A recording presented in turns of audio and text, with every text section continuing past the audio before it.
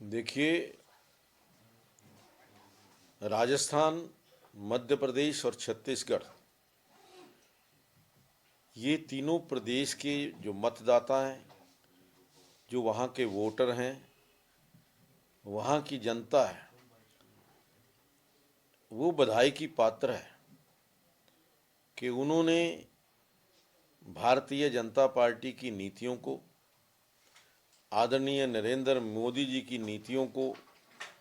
नरेंद्र मोदी के द्वारा किए गए कार्यों को, और नरेंद्र मोदी जी ने जो कहा उस गारंटी को उन्होंने स्वीकार किया है।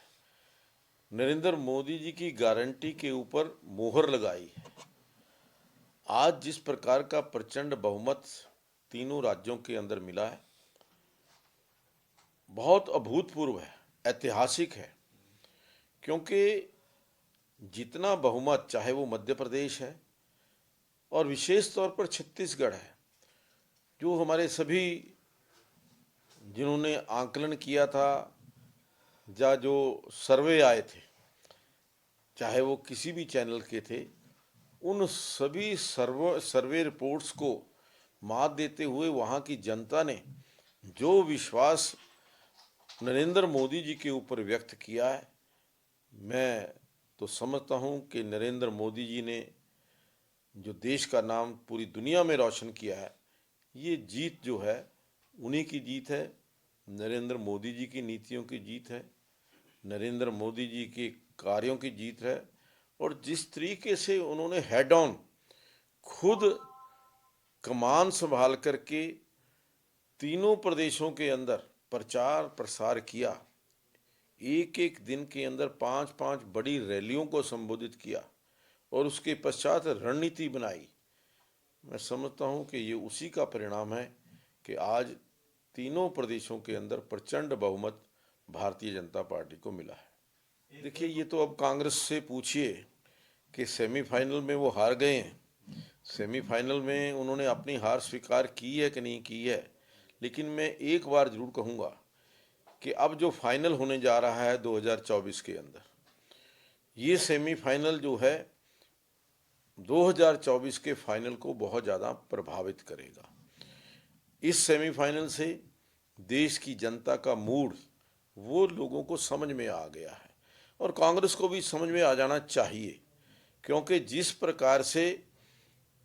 पूर्ण बहुमत की सरकारें, कोई लंगड़ी सरकार नहीं, कोई खंडित जो रिजल्ट्स हैं, वो पूर्ण बहुमत की सरकारें आज प्रदेशों के अंदर आई हैं, उसी प्रकार से देश के अंदर भी नरेंद्र मोदी जी के नेतृत्व में पूर्ण बहुमत की सरकार